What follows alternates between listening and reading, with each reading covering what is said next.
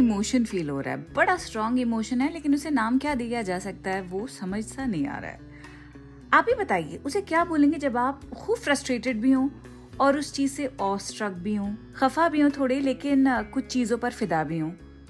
I really don't know the word to express my mixed emotions. बस परवीन शाकिर का एक शेर याद आ रहा है कि कुछ तो हवा भी सर्द थी, कुछ था तेरा ख्याल भी, दिल को खुशी के साथ साथ होता रहा मलाल भी।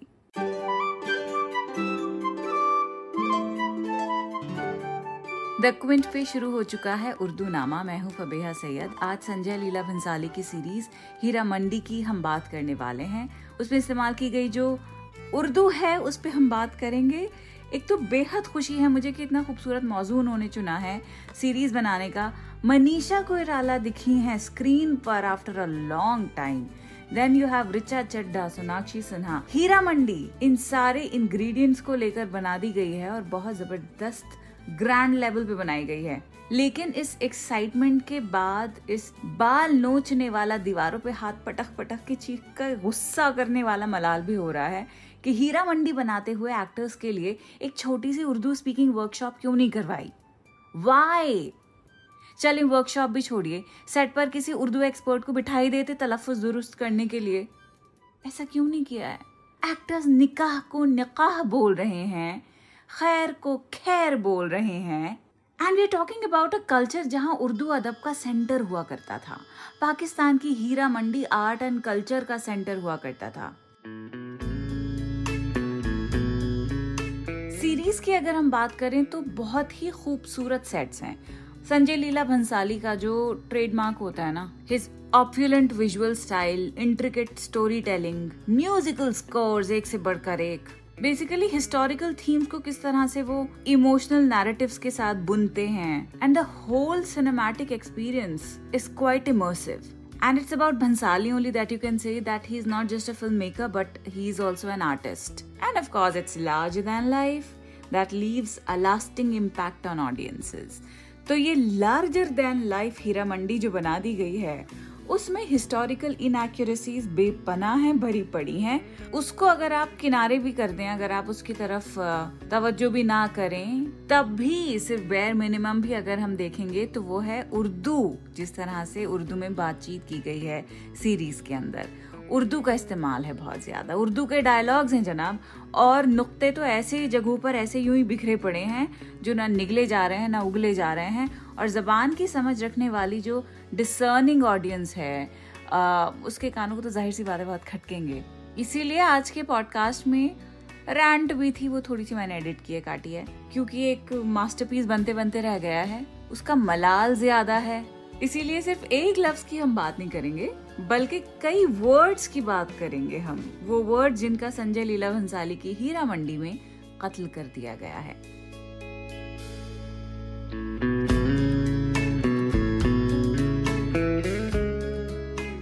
जैसे मैंने पहले कहा कि बहुत कम डायरेक्टर्स होते हैं संजय लीला भंसाली के कैलिबर जैसे, चाहे म्यूजिक हो, आर्ट हो या डायरेक्शन हो। भंसाली साहब का कमिटमेंट उनकी फिल्मों से एकदम दिखता है।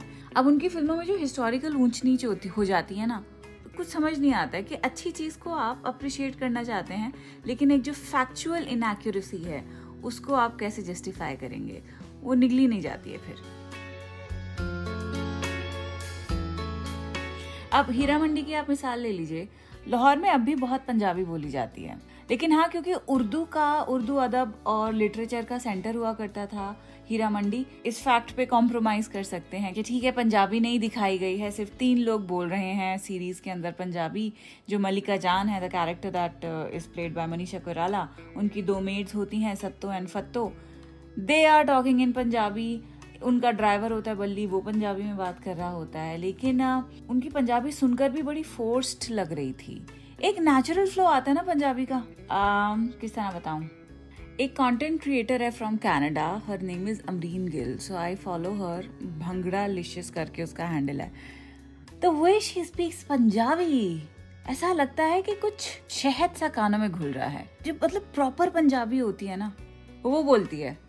आप सुनिएगा एक बार उसको, तब आपके समझ में आएगा कि मेरे कहने का मतलब क्या है। कि हीरा मंडी में जो पंजाबी सुनी है ना, बड़ी ऐसा लग रहा है मुंह से उनके निकल नहीं पा रही है एक्टर्स के। तो अगेन एक्टर्स जो हैं ज़रूरी नहीं कि नेटिव स्पीकर उसी ज़बान के हो जिस ज़बान में वो परफॉर्म कर रहे हैं, तो उसके अंदर डायरेक्टर्स को या जो लोग जिम्मेदार हैं फिल्म बनाने के, सिनेमा बनाने के, उनको थोड़ी हेल्प करनी चाहिए. Manisha Koirala such a beautiful actor. Heera Mandi is her best work. इतनी नेचुरल एक्टिंग, इतनी जबरदस्त उनके जो हाव भाव हैं फिल्म के अंदर, वेरी ग्रेसफुल. तवायफों का जो ग्रेस हुआ करता था उसकी मिसाल दी जाती है. संजय लीला भंसाली ने बहुत सही उसका रेफरेंस दिया है. फिल्म में फरीदा जलाल का जो कैरेक्टर है कुत्सिया, तो दिखाया है कि फरीदा जलाल अपनी सहेलियों के साथ बैठी हुई हैं और अपने पोते के मुताल्लिक बात कर रही हैं. इस रेफरेंस से कि भाई अब इनको हीरा मंडी भेजने की तैयारी करनी चाहिए. ये लंदन से आए हैं लॉ पढ़ के और अब इन्हें हम चाहते हैं कि तवायफों के पास भेजा जाए ताकि थोड़े अदब सीखें, ये पोइट्री सीखें, लिटरेचर सीखें वगैरह वगैरह. तो मेरी बातें सुनकर आपको ऐसा लग रहा होगा कि भाई आप कह तो रही हैं जैसे कि बच्चों को स्कूल भेजने की बात हो रही है, लेकिन फिल्म में जिस तरह से दिखाया गया है वो थोड़ा अलग है. बेहद बेतकल्लुफ़ी के साथ संजीदा शेख बैठती हैं अपने जो क्लाइंट हैं जिन्हें वो रुझाना चाह रही हैं, पांचे ऊंचे करके, फ्लर्ट करके, और कई कई जगह पे आपको थोड़ी सी ऐसी चीज़ें दिखेंगी जो तवाइफों की तहजीब से बिल्कुल बरअक्स है, एकदम ऑपोजिट है. तो इस तरह की चीज़ें बहुत ही इनएक्यूरेट हैं. तो फिर वही बात आती है कि ठीक है, ये सारी इनएक्यूरेसीज को हटा के भी अगर आप सिर्फ उर्दू के ऊपर फोकस करेंगे तभी आपका you'll just get your heart broken. Anyway, आगे बढ़ते हैं. लेकिन उर्दू में लफ्ज़ की अदायगी के ऊपर जो हम बात करने वाले हैं और तलफ़्फ़ुज़ के बारे में कुछ भी ज्ञान देने से पहले आपको एक चीज़ बड़े खुले दिमाग से समझनी होगी. वो ये कि मैं यहाँ जो बात कर रही हूँ वो उन लिसनर से मुखातिब हूँ जो उर्दू के नेटिव स्पीकर्स नहीं हैं. आपका जो शौक़ है ज़बान को लेकर वो अपने आप में एक बहुत बड़ी बात है. अगर रोज़मर्रा की ज़िंदगी में अगर आप बोलते हैं कि मुझे कागज़ और कलम से लिखना है, it is absolutely fine because you are trying and you are learning a new language. ज़रूरी नहीं है कि शुरू होते ही आपका एपिग्लॉटिस एकदम बढ़िया से काम करेगा. काफ, खे, गैन जो साउंड्स हैं ज़रूरी नहीं है कि छूटते ही आपके हलक से आराम से निकल जाएंगे. मैं बात कर रही हूँ सिनेमा की, उन लोगों की जो सिनेमा बनाते हैं. ये आर्टिस्ट्स हैं. अगर फिक्शन भी बना रहे हैं तो इसका मतलब ये नहीं है कि रियलिटी से, फैक्ट से हाथ खड़े करके नहीं कह सकते कि ये तो फिक्शन है. It's a piece of art. ज़रूरी नहीं है कि इसमें हर चीज़ एक्यूरेट हो. It is absolutely wrong. ज़बान खास करके जब आप दिखाते हैं तो ज़बान सिर्फ बोलचाल नहीं होती है, ज़बान एक उस टाइम का कल्चर होता है.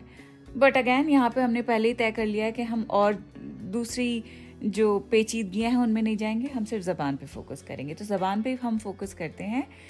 8 एपिसोड जो देखे हैं मैंने उसमें, रुकिए अपनी मैं डायरी खोल लेती हूँ 1 मिनट. नोट्स बनाए बाकायदा, और उन नोट्स को देखकर आह निकलती है दिल से, बहुत तेज़ और गहरी. आह भी निकलेगी और थोड़ी वाह भी निकलेगी. यानी कुछ अच्छी चीज़ें भी हैं जो कि डायलॉग्स में इस्तेमाल की गई हैं, वो भी मैं आपको बताऊंगी. लेकिन सबसे पहले, अगर हीरा मंडी में किसी ने अच्छी उर्दू बोली तो सिर्फ फरीदा जलाल ने बोली है. फरीदा जलाल का एक शुरुआती सीन है जिसमें वो अपनी सहेलियों को अपने पोते के बारे में बताती हैं कि भाई अब वक्त आ गया कि इनको हीरा मंडी भेजा जाए.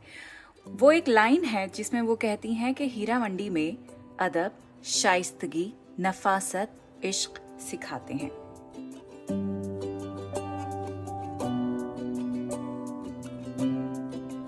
अदब यानी मैनर्स, अदब लिटरेचर को भी कहते हैं. शाइस्तगी का मतलब है पोलाइटनेस, नफासत का मतलब है रिफाइनमेंट, प्योरिटी. इश्क होता है. तो ये सारी चीजें हीरा मंडी में सिखाई जाती हैं.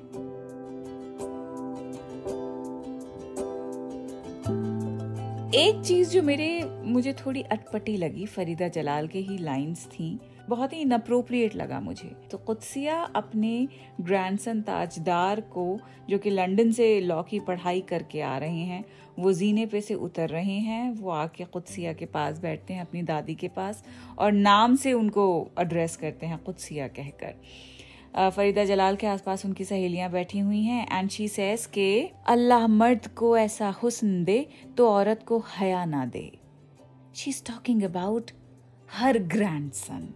कि उनका ग्रैंडसन इतना हैंडसम है कि जिस भी औरत के साथ उसका अफेयर हो गया, जो भी औरत उसको पसंद आएगी, उसे हया ना दे।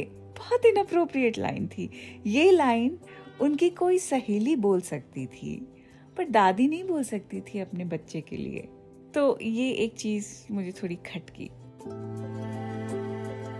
Now again, let's talk about the flawed Urdu. Alamzeb करके एक कैरेक्टर है फिल्म के अंदर, जो कि एक्चुअली संजय लीला भंसाली की इन रियल लाइफ भांजी हैं, शर्मीन सहगल। उनकी एक्टिंग के बारे में बात करें? नहीं, वो बात नहीं करेंगे, इट्स इररेलेवेंट राइट नाउ। एक डायलॉग है जब वो बोलती हैं, अम्मी हमारी तबीयत नासाज है, अगर हम ना आए तो अब भाई अगर क्या होता है? अगर होता है। अभी और आएगा, सुनिए। मल्लिका जान का भी आप डायलॉग सुनिए।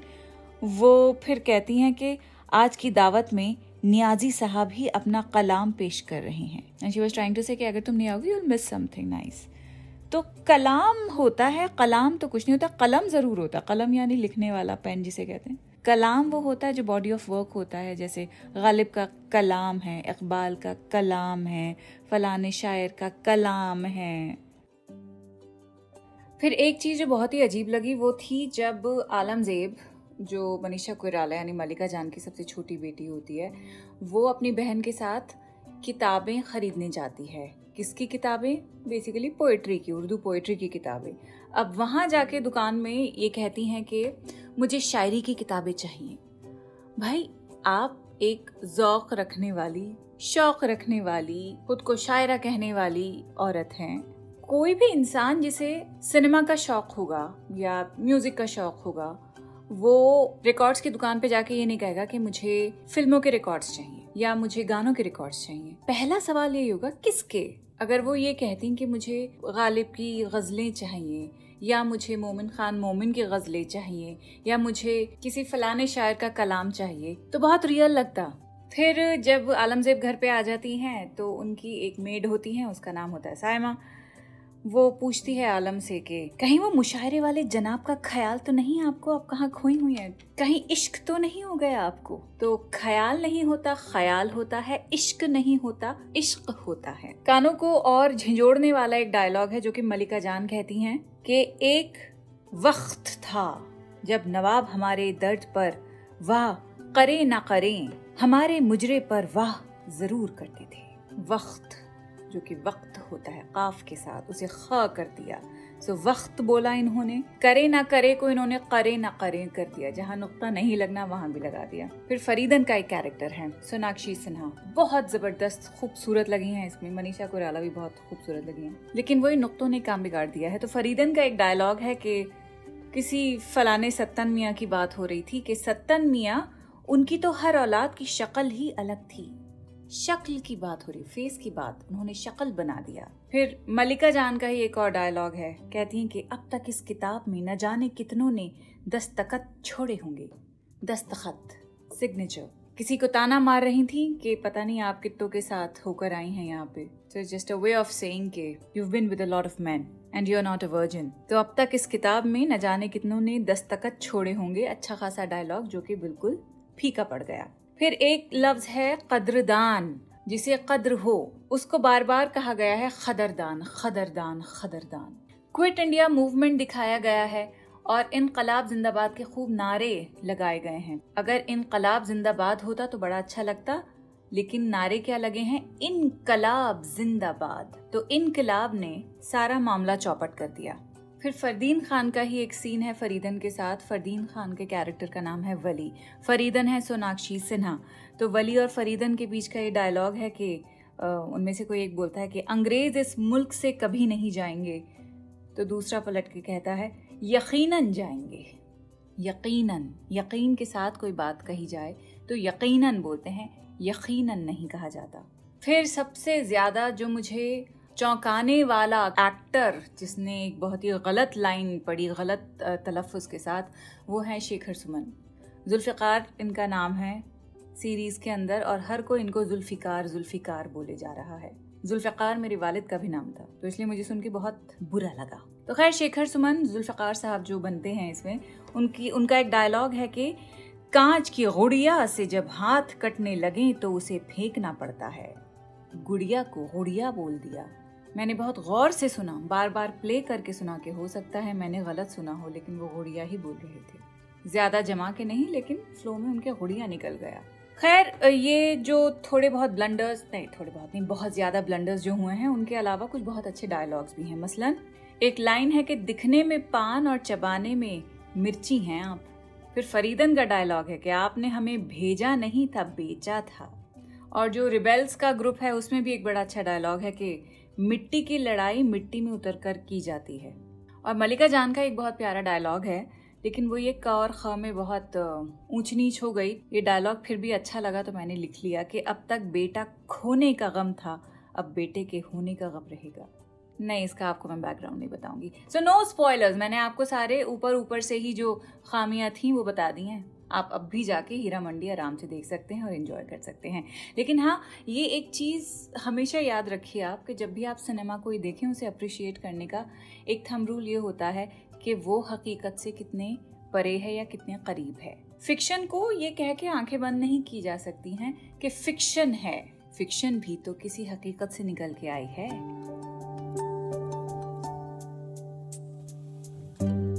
इसके अलावा हीरा मंडी का जो सेट है वो रियल लाइफ की जो हीरा मंडी है उससे बिल्कुल मुख्तलिफ है।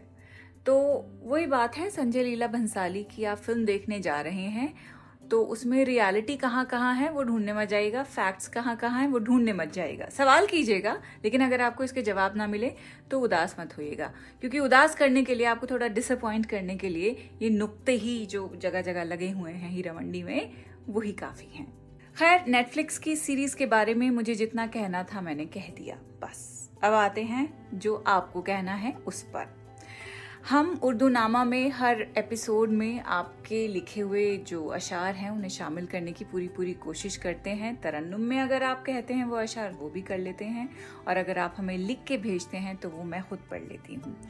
अब इस हफ्ते जो मैं एक्चुअली गज़ल है इस हफ्ते, तो ये गज़ल लिखी है प्रणीता नायर पांडुरंगी ने।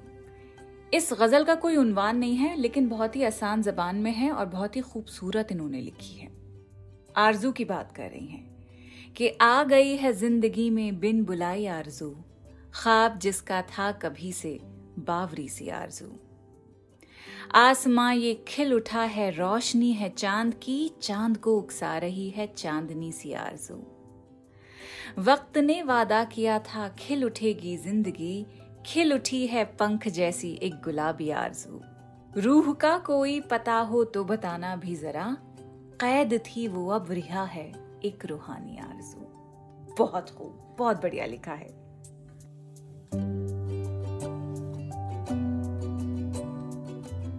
यही आरज़ू होती है, कहाँ से आती है कहाँ जाती है कुछ पता ही नहीं लगता। बैठे बिठाए कभी आ जाती है, कभी आपसे चिपक के रहती है और आपको हलकान कर देती है। अगर आपकी आरज़ू आपको थका रही है लेकिन किसी अच्छी जगह पहुंचा रही है तो पकड़ के रखिए। लेकिन अगर आपकी आरज़ू आपकी जान का औजार बन गई है, आपको उसे वहशत होने लगे, उखाड़ के फेंक दीजिए। इसी तरह अगर आप भी चाहते हैं कि मैं आपकी लिखी हुई कोई नज्म, कोई पीस, कोई शेर, एक शेर भी अगर है आपका, तो मैं खुशी खुशी पढ़ूंगी। आप बस इंस्टाग्राम पर मुझे, फबीहा सैयद को, या हमारे जो प्रोड्यूसर हैं प्रतीक लिधु, उनको डीएम कर दीजिए। हम दोनों में से किसी को भी आप मैसेज कर सकते हैं। फॉलो करना चाहते हैं बहुत खुशी से कीजिए, नहीं करना चाहते तो भी कोई बात नहीं है। बस आपने जो लिखा है वो हम चाहते हैं कि हम अपने शो में शामिल करें। चलिए अब आपसे इजाजत चाहते हैं। हीरा मंडी जरूर देख लीजिएगा। मनीषा कोइराला के लिए जरूर देखिएगा, she is looking like a dream. अगले एपिसोड में पूछ लूंगी कि देखी या नहीं देखी। अपना ख्याल रखें आप। आई सी यू अगेन नेक्स्ट वीक। खुदा हाफिज। उर्दू नामा द क्विंट का ओरिजिनल पॉडकास्ट है, जिसके एग्जीक्यूटिव प्रोड्यूसर्स हैं शैली वालिया और ऋतु कपूर। इस एपिसोड को प्रोड्यूस किया है प्रतीक लिधु ने और इस पॉडकास्ट की रिसर्च, स्क्रिप्टिंग और एडिटिंग की है फबीहा सैयद ने और इसकी बैकग्राउंड म्यूजिक ली है BMG प्रोडक्शन से।